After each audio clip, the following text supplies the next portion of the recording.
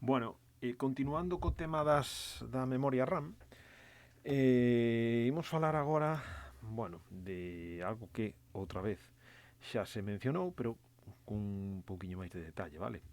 Relacionado coa RAM, imos falar do tema do multichannel, vale? Xa comentei varias veces que este multichannel ou dual channel, que é o máis común, por exemplo, o que permite é aumenta a velocidade de transferencia entre nese bus, non? Falamos aí sen entrar moito máis en detalle, pois serían entre os módulos de memoria e o controlador. Supoñamos que, facendo unha analoxía así un pouquiño grosa, supoñamos que existe unha canle entre un módulo de memoria e o controlador, vale?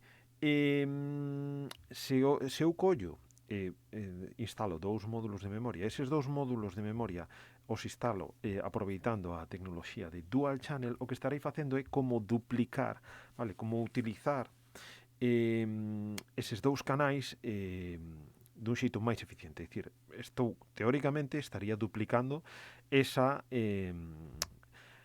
capacidade de transmisión desa canle, vale? Que se fose en single channel, pois sería único, en dual channel sería doble.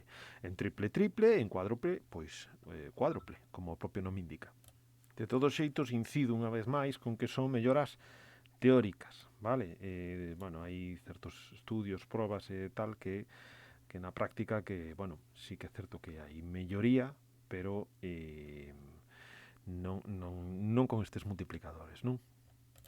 Entón, bueno, eso lembrade, cando vexades Dual Channel, unha placa que, bueno, xa traballamos con placas, incluso a placa do taller está capacitada para traballar en Dual Channel, pois, bueno, haberá que seguir o manual para utilizar as canles para aproveitar ese Dual Channel. En principio, xa vos digo, en principio a nivel teórico, pois estaremos duplicando ese canal, ese bus de transmisión, non?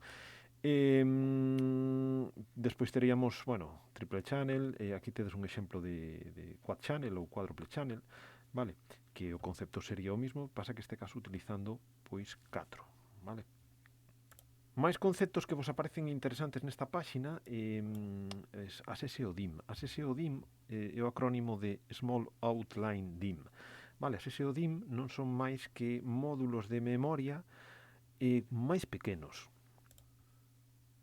Fixadevos, por exemplo, este sería un módulo de memoria normal, por decirlo de algún xeito, de 1 giga, e aquí teríamos, este sería un módulo DIMM, este sería un módulo SODIMM. Os módulos SODIMM son módulos utilizados en dispositivos portátiles, por exemplo, vale? Un ordenador portátil, pois o máis normal é que utilice este tipo de módulos. Máis cousas.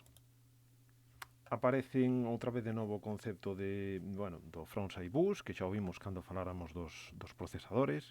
Xa faláramos tamén no seu momento de que había alternativas, que supostamente melloraban, ou alternativas máis novedosas, vale, a este frontside bus. Remito vos os vídeos anteriores. E pareceme interesante que nos paremos un poquinho máis en detalle coa latencia, vale? Cando vos mercades unha memoria, hai un dato moi interesante, que é a latencia, vale? Tamén se lle coñece como, cache latency ou CL, vale? Este dato que o que indica? Como os pon aquí, dun xeito simple, o que indica é o número de ciclos de reloxo dende que se realiza a petición do dato ata que estes se poñen a disposición do bus de memoria. É dicir, é como o retardo que hai entre que eu pido eses datos a memoria e a memoria como que comeza a funcionar, non?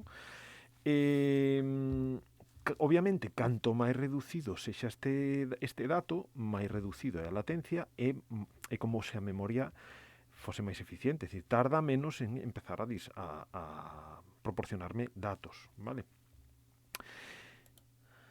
Un exemplo, non? Temos aquí un módulo DDR2 de 1066 que ten unha latencia, unha cache latency de 5, vale? Que é o primeiro que temos que facer para calcular, porque a latencia, claro, dánola en un número que é un pouquiño, sui generis, non?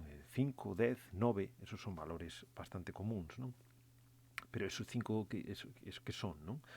Vale, entón, primeiro, temos que saber a frecuencia na que estamos traballando no módulo, vale? Entón falamos dun módulo DDR2, 1066, vale? Está traballando unha frecuencia de 533 MHz. Que non sepa de onde ven estes cálculos, lembrade, recurride aos vídeos da memoria RAM, que na que se explica o funcionamento das memorias DDR, perdón. Vale? Entón sabemos que ese módulo de memoria está traballando a 533 MHz, vale? Eso é a frecuencia, pero sabemos que a frecuencia é a inversa, nos queremos saber os segundos, non? É dicir, o segundo que tardaría en realizar pois esa operación. Entón, estamos dicindo que bueno, despois de facer os cálculos, teríamos 1,876 nanosegundos. Este valor, pois, ven eso, de multiplicar a frecuencia, hai que pasalo a hercios, lembra de megahercios, kilohercios, hercios, por eso é por 10 elevado a 6, ese cálculo a inversa, vale? Entón daría, pois, 1,876 por 10 elevado a menos 9 segundos, vale? Se colledes o das unidades que xa o vimos no seu momento, pois teremos que son 1,876 nanosegundos. Entón, se nos di que ten un CL5, o que temos que multiplicar é ese 5 por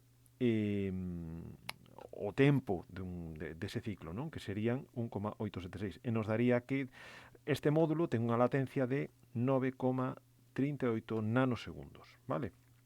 Debaixo tedes outro exemplo con DDR3, vale, cunha latencia maior, pero o caso curioso é que a latencia real, o tempo de latencia real é menor, e vos diredes, pero como pode ser? Se a latencia é maior, o CL8 é maior que o CL5, bueno, isto é obvio, porque estamos traballando cun módulo superior que traballa a maior frecuencia, co cal máis ciclos ten esa capacidade de absorción, é dicir, máis ciclos deste módulo pois requiren menos tempo que ciclos deste módulo, vale? Fixadevos que este traballa a 900 MHz, se calcula a inversa, danos que, bueno, o tempo un ciclo sería 1,1 nanosegundos, multiplicado por 8, pois danos que a latencia neste caso é menor, vale? Máis cousas. Podedes atopar que, bueno, aparece na especificación de memoria, pois vos pon ECC ou non ECC. ECC é o Error Checking and Correcting, vale? É un sistema de recoñecemento e corrección de erros, vale? É un sistema que, bueno, que o que permite a capacidade de corrixir en tempo bueno, no funcionamento que ela mesma como se fose capaz de corrixir erros, detectar e corrixir erros, non? A día de hoxe, bueno, non é tan común atopar módulos deste estilo, porque, bueno, as capacidades medraron moito, entón como que se sacrifica, e as velocidades tamén, entón como que se sacrifica un pouco, non? O tema de porque obviamente isto incide na eficiencia, é dicir, é un poquinho máis lento, obviamente se ten que recoñecer e corrixir errores, é moito máis lento ou algo máis lento que se non ten que facelo, non? Outro concepto que tamén vos pode aparecer, bueno, o concepto de registered, vale? Ou buffered, ou on-buffered, ou unregistered, no caso de que non o leve, que é o máis común, vale? Fálanos de que, bueno, os módulos registered, pois, aparte que teñen un distintivo, bueno, que nos indica que levan como unha especie de memoria intermedia, non? Pero, bueno, xa vos digo, o normal é que os módulos pois, sexan non ECC e unregistered, vale? Do resto de memoria RAM, bueno, isto é todo o que temos que saber da memoria RAM. Aparece por último os fabricantes, botadelle un ollo se queredes os fabricantes de memoria RAM, como veredes non hai tantos, vale? Pero, bueno, isto sería todo o que temos que saber das memorias.